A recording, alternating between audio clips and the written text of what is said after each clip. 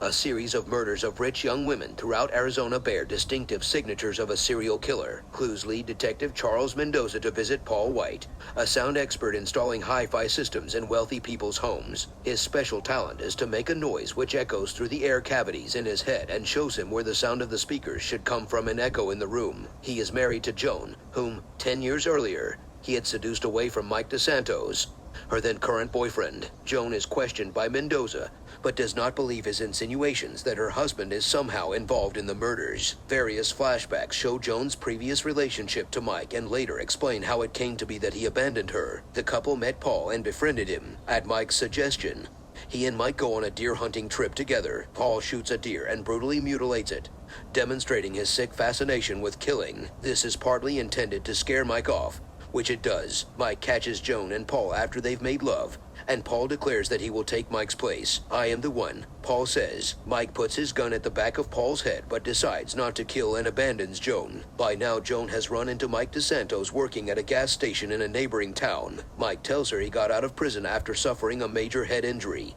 He thinks life is looking up. He makes her promise not to tell Paul that she has seen him. Joan soon discovers Paul has committed adultery. By puncturing Paul's tires, she provides him with an alibi for the most recent killing. He begs her forgiveness as the police turn their suspicions away from him. At home, Joan looks into a crawl space in the house and discovers preserved body parts of Paul's victims wrapped in paper and plastic. Joan confronts Paul, and Paul tries to explain his motivations for killing. He believes he has been chosen and is expressing the nothingness of the universe, whose heart is female and destructive like a black hole. He is putting women out of their misery, but he loves Joan. Joan's distrust of Mike over the next night and day agitates him into a fury. First, he tries to imprison her and then kill her and his daughter. He heavily arms himself and paints his face to look like a samurai warrior or an Indian brave. Joan and the little girl escape in different directions, and soon Joan has to elude Paul in the abandoned quarry. It turns out Mike has been staying there, armed with a machine gun, certain that he will meet Paul again. He rescues Joan and takes away Paul's gun,